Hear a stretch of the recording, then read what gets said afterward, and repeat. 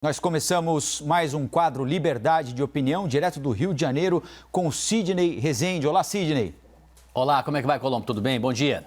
Sidney, nós estamos aqui falando mais uma vez sobre uma operação da Polícia Federal que leva para a cadeia o secretário estadual de Transportes Metropolitanos de São Paulo, Alexandre Baldi, um político bastante importante que já foi ministro das cidades do governo Temer. Ele responde acusações por supostos desvios na área da saúde. Por enquanto, nada relativo ao papel dele como gestor em São Paulo, onde ele cuida dos transportes metropolitanos, metrô, trens de superfície, ônibus intermunicipais. Ele agiria, segundo a denúncia, como uma espécie de facilitador e indicaria pessoas que seriam contratadas para trabalharem em organizações sociais que administram entidades de saúde pelo país e, em troca disso, receberia uma quantia por esses contratos assinados. Como é que você avalia essa prisão que acontece, embora ele seja do Progressistas, o antigo PP, que acontece no Ninho Tucano? Afinal de contas, ele é um secretário muito importante do governo Dória em São Paulo. Sidney. Na minha avaliação, primeiro, toda ação policial e que tem o apoio do Ministério Público, ela precisa ser analisada com prudência e com cuidado. A tendência, nós todos que não temos o conhecimento do detalhe, é já fazer um pré-julgamento e às vezes as coisas não funcionam dessa maneira. Não quero com isso dizer que ele seja deliberadamente já culpado ou deliberadamente inocente. Vamos pegar um caso concreto ocorrido no Rio de Janeiro, quando o Ministério Público do Estado fez uma ação e acabou prendendo o secretário de Saúde da época, já não mais secretário, mas tinha sido secretário de Saúde do governo Witzel, Edmar Santos. Ali apareceram até cédulas, bolos de dinheiro. E inicialmente muita gente até acreditava que aquele dinheiro tivesse sido resgatado pela Polícia Civil e pelo Ministério Público numa das casas de Edmar Santos. E na verdade não fora. Então a opinião pública acabou atribuindo aquela imagem do monte de dinheiro ali, como se fosse algo dele, como se ele tivesse desviado fisicamente aquele dinheiro e guardado numa das suas propriedades. Esse tipo de associação de imagem é de extrema gravidade. Ou seja, ele pode ser acusado, sim, por uma série de impropriedades, de crimes, inclusive, até mesmo facilitação de contratos fraudulentos, mas isso se trata de um determinado escaninho. O dinheiro em si, aquele precisamente, veio de algum lugar que o Ministério Público até agora não soube explicar direitinho. Quem sabe até fora do estado do Rio de Janeiro. Voltando a esse caso do Baldi, o que é importante? Homens desta envergadura, autoridades com esta dimensão, têm sim muito relacionamento. Sejam eles ou ministros ou secretários, na mais de duas áreas sensíveis, transporte e saúde. São duas áreas onde circula bastante dinheiro. No passado, a área de transporte, como lidava com dinheiro vivo, era uma área muito mais suscetível a ataques de pessoas que, em forma de quadrilha, agiam deliberadamente, como se estivesse sentindo o cheiro do dinheiro como um malfeitor para poder capturar aquele dinheiro público para colocar no bolso privado. Isso em relação ao transporte, mais no passado até do que hoje. No caso específico dos contratos com estas OSs, que são organizações, entenda-se, organizações auxiliares do Estado, mas elas são privadas. Portanto, todos aqueles que defendem uma privatização deliberada, isso não significa que a corrupção acabe, porque ela pode criar um elo desde que se tenha ali alguém interferindo numa decisão técnica e trazendo para um campo político, principalmente, ou de influência, o tráfico de influência. Então, no caso do secretário Baldi, ele era uma dessas pessoas, muito bem articulado, com muitos contatos, com conhecimento dessas duas áreas sensíveis e tudo indica, se o Ministério Público estiver certo, a Polícia Federal também, ele vai ter uma tremenda dor de cabeça para poder explicar cada centavo. Não é usual, não é comum um homem normal, que eu digo, uma classe média, quiçá mais pobre, né, ter dinheiro em casa com esta quantidade. Não é algo comum. Mas engraçado, são quantias assim que a gente vê por aí, muito ligadas a políticos. E por que razão? A tendência é achar que é para comprar um iate, para comprar uma mansão, para ficar mais rico do que os outros. Tem sim essa ambição, vamos dizer assim, menor, rasteira, ainda mais com dinheiro alheio. Mas muitas vezes é um dinheiro carreado para a política, para fazer a máquina partidária, às vezes, funcionar, para fazer com que se eleja pessoas próximas desses políticos. Então é preciso encarar com prudência para sabermos exatamente a responsabilidade do ex-secretário Baldi, Mas, de qualquer maneira, ali tem uma série de indícios complicados. E, para finalizar, se o dinheiro realmente foi encontrado dentro do cofre e dentro da casa dele, a situação se complica ainda mais. Um pouquinho diferente nesta matéria do que o secretário Edmar, porque aquele dinheiro vivo não tendo sido encontrado na casa dele, ele pode simplesmente dizer, não sei do que se trata, esse dinheiro não é meu, não tenho ideia como ele apareceu aí. Então é preciso aguardar, ter um pouquinho mais de cuidado. E é preciso ponderar também que o secretário de Transportes Metropolitanos de São Paulo, eu recebi esse recado aqui de um dos assessores, é um dos homens mais ricos do país. Então, eles pedem para fazer essa observação, por enquanto, a respeito desse dinheiro encontrado. E é claro que a Polícia Federal e o Ministério Público vão explicar depois para a sociedade paulista e para os brasileiros como um todo de onde veio esse dinheiro, né? Nós seguimos... Colombo. Pois não. Perdão, desculpe interromper, se você tivesse concluído. Essa é uma explicação que serve até a página 13, né? Alguém ser rico pode justificar porque ela pode ter grandes importâncias aplicadas em fundos ou um dinheiro depositado no banco ou até ter dinheiro em casa. Ok, é uma explicação razoável, mas o fato de ser rico não significa que não possa estar envolvido com malfeitores para desvio de dinheiro e normalmente dinheiro público. Então, quer dizer, muito bom ter informado que ele tem posses, tem condições, então fica até mais fácil ele poder explicar direitinho por que guardar tanto dinheiro em casa, né? Nenhum de nós aqui costuma ter dinheiro nesta quantidade. Não é só porque nós não temos, porque não é hábito da gente ficar guardando dinheiro em colchão. Uma minoria da minoria da minoria é que faz isso. Sidney, agora... Embora a denúncia não tenha vínculo até este momento com a gestão do Baldi como secretário de Transportes Metropolitanos em São Paulo, e como eu dizia há pouco, ele tem responsabilidade sobre um dos maiores orçamentos do estado mais rico do país, né? Não há denúncia sobre a gestão dele como secretário de Transportes Metropolitanos, ele é um secretário trazido por João Dória para São Paulo. Ele não tinha nenhum vínculo com São Paulo até então, exatamente pela função dele como gestor público, ministro das cidades, relacionamento com empreiteiras, na tentativa de destravar uma série de obras que estavam e, aliás, continuam paradas nessa área em São Paulo. É um homem do primeiro escalão do governo Dória atingido. Os tucanos foram atingidos a partir de investigações contra José Serra, contra Geraldo Alckmin, tudo ainda tem de ser provado na justiça. A gente tem de fazer essa observação aqui. Mas estiveram no noticiário de forma negativa José Serra, Geraldo Alckmin, Aécio Neves lá atrás, agora alguém que representa a nova ala do tucanato, João Dória, tendo um secretário muito próximo atingido dessa maneira, em um ano de eleições municipais. As eleições estão para chegar, dia 15 de novembro agora, né? Qual é o impacto para o partido, hein, Sidney? Sempre tem impacto quando você tem, de alguma maneira, uma conexão partidária. Quem está na região sul do Brasil há de entender, regiões mais frias, né? Que quem tem uma lareira em casa coloca muita madeira. Mas quem sabe colocar a madeira já vai escolher aquela que pega fogo. Você pode colocar uma madeira verde e ela não pegar fogo. Então, a campanha eleitoral, a disputa política, o discurso político depende muito do que pega fogo, né? O que pode grudar na testa do adversário. Mas, repare, o PT, por exemplo, pagou um preço bastante caro nas últimas eleições e até hoje luta para melhorar a sua imagem, a sua credibilidade, porque acabou-se por identificar na média popular que era um partido ligado a casos de corrupção. Mas, no entanto, o PP era o partido onde tinha maior número de políticos envolvidos em falcatruas de toda a ordem. Agora, é só o PT e o PP que têm sido envolvidos nisso? Não, vários outros partidos também. É evidente que, num determinado espaço de tempo, se você tem 1, 2, 3, 4, 5, 6 políticos de um mesmo partido, por razões diversas, envolvidos em casos de desvio de conduta e em crimes objetivos, que claro que você começa a associar, ora, o que está acontecendo com esse determinado partido, né? Que tem tanto militante, tem tanta autoridade, tantos expoentes, tantas estrelas envolvidas com corrupção. Mas, infelizmente, na vida brasileira, nós temos esses problemas praticamente em todos os partidos. Tenho certeza que quando terminar essa minha participação aqui na CNN, haverá de ocorrer algum líder partidário dizer, não, mas o meu partido não. Mas aí é uma minoria. A esmagadora maioria tem envolvimento. Peguemos o caso, por exemplo, do ministro Onyx Lorenzoni. Agora há pouco ele acabou de fazer um acordo por uma prática de crime de Caixa 2. Claro, ele pode dizer, não, mas Caixa 2 não é desvio de dinheiro, não é aparecer milhões na minha casa, ou centenas de milhares, né, de notas na minha casa.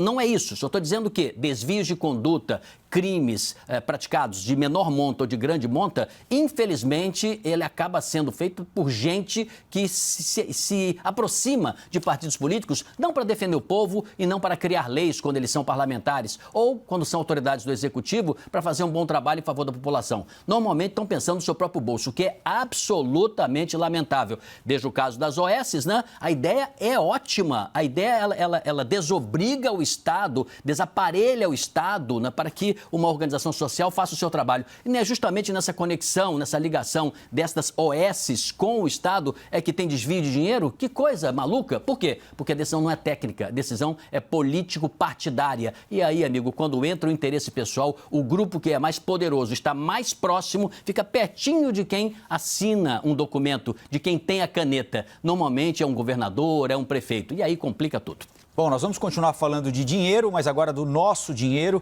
O ministro da Economia, Paulo Guedes, participou de uma audiência virtual por causa da pandemia com deputados e senadores para expor os planos dele à Comissão Mista de Reforma Tributária. E aí, em determinado momento, Paulo Guedes usou um termo específico e forte para se referir ao sistema tributário brasileiro.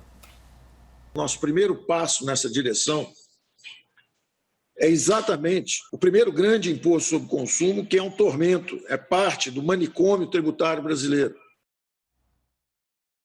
Manicômio tributário. E o ministro também alfinetou quem compara o novo imposto sobre transações eletrônicas com a antiga CPMF. Ficou irritado.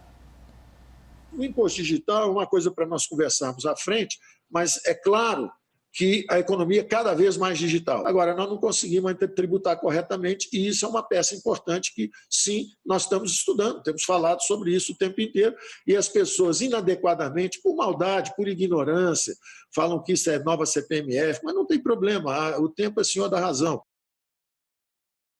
Sidney Rezende, Paulo Guedes é o homem certo para travar essa batalha no Congresso Nacional pela reforma tributária? É claro que é ele quem tem de ir lá para explicar por que a alíquota desse imposto vai ser menor que a daquele, que imposto vai substituir o outro, mas há um componente político importante ali e ele já deu provas agora e no passado de que talvez não tenha o temperamento mais adequado para lidar com o Congresso Nacional, especialmente num assunto tão espinhoso, não é, Sidney?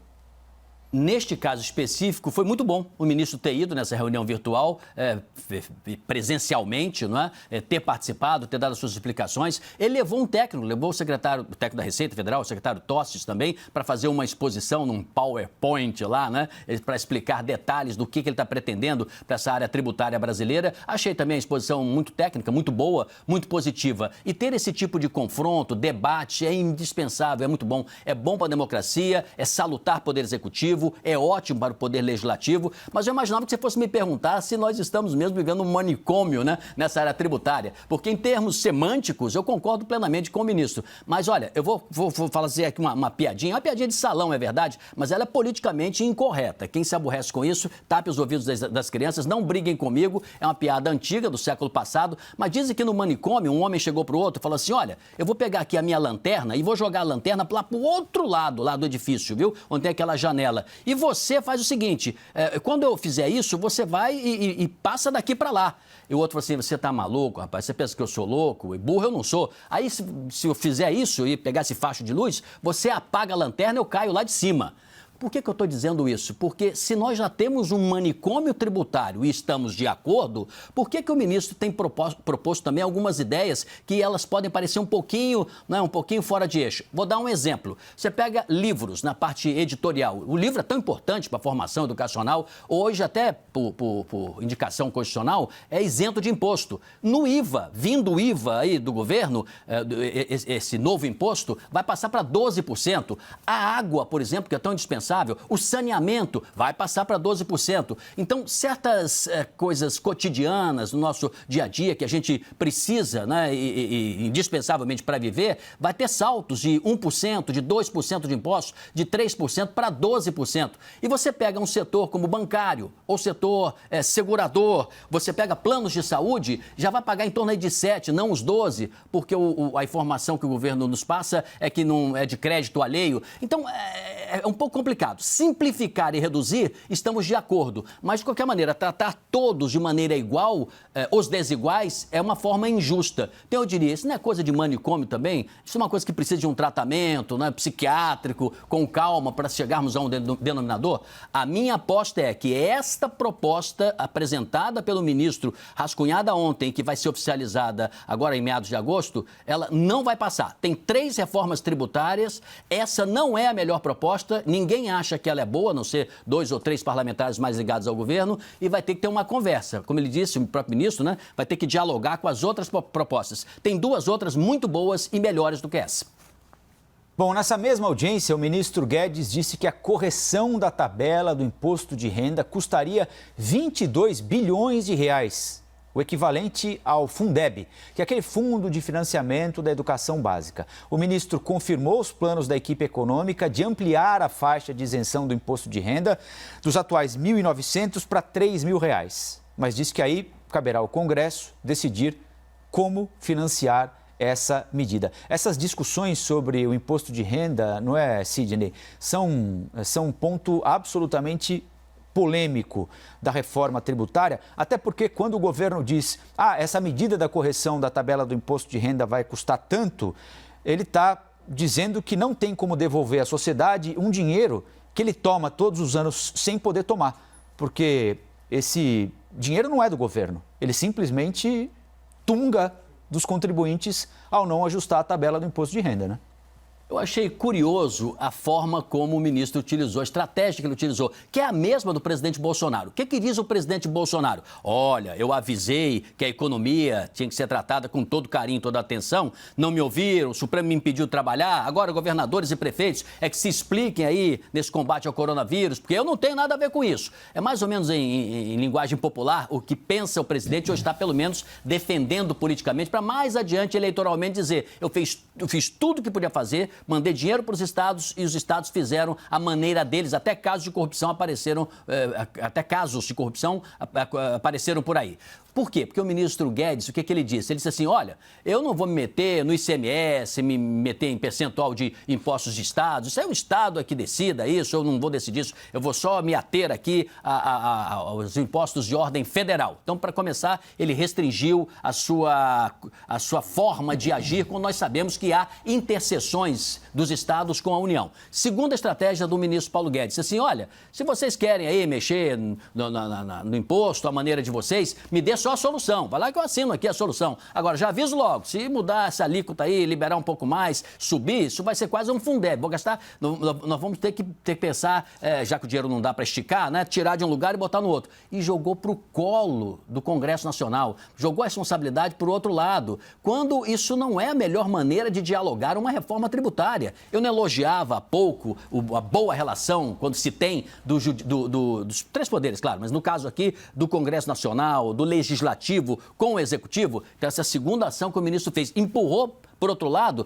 e um pouco esperando a solução. Então, são medidas assim que criam dificuldades para passar uma reforma tributária e até uma modificação no imposto de renda. Agora, uma coisa que eu achei positiva foi o ministro admitir que se está estudando uma maneira de taxar quem tem mais dinheiro, como eu disse, isso ocorre no mundo todo, seria bastante razoável nós chegarmos a isso, que ele está estudando. Só que ele deu uma escorregada que me parece preocupante. Ele diz assim, o problema da gente taxar grandes fortunas, ou eu não disse grandes fortunas, mas quem tem mais dinheiro, os ricos no caso, é que a sonegação vai aumentar. Ora, para que existe o aparelho do Estado justamente para evitar a sonegação, para aumentar a fiscalização? Então você às vezes não toma certas medidas com medo que o dinheiro possa ser desviado. Então para que serve o Estado, para que serve o governo, se não é justamente para botar os pingos nos is e fazer funcionar de maneira justa para a sociedade inteira? Essa aí eu achei uma tremenda escorregada. Agora, sobre o que se discute a respeito de imposto de renda, Sidney,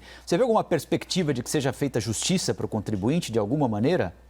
Não, imposto não é justo nunca na cabeça do cidadão, mas sempre o bom governo é aquele que faz os ajustes necessários para a sociedade naquele determinado tempo histórico. O que eu quero dizer com isso? O nome imposto, né, já é imposto, ele não é aceito assim logo de cara, embora nós todos saibamos, pessoas conscientes e bem informadas, que é com o imposto que a sociedade tem o retorno que deveria ter mesmo da educação, na saúde, do transporte. O dinheiro não cai do céu. Então é preciso que o cidadão contribua. Então, de cara, eu acho que ninguém vai achar que está sendo um imposto justo, né? Ninguém quer pagar imposto. Mas que nós temos um desequilíbrio muito grande, temos os assalariados, sempre na história brasileira, pagaram o pato, a chamada classe média e o povão, sempre eles estão, de certa maneira, contribuindo, às vezes até de maneira involuntária ou sem saber, porque já vem descontado no Olerite, no caso de São Paulo, no caso nosso aqui do Rio de Janeiro e outros lugares também, já vem quando você recebe ali o seu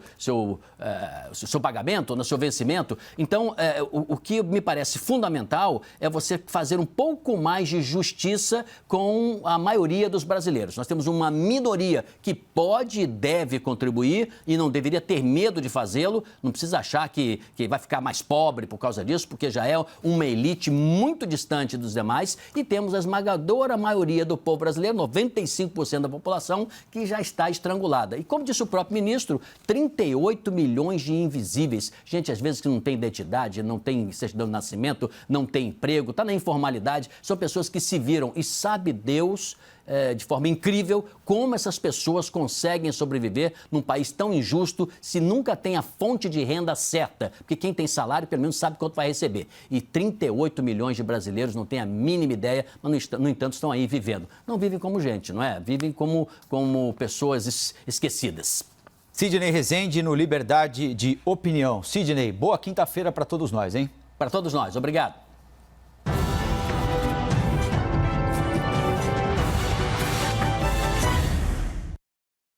As opiniões emitidas pelos comentaristas do quadro não refletem necessariamente a posição da CNN.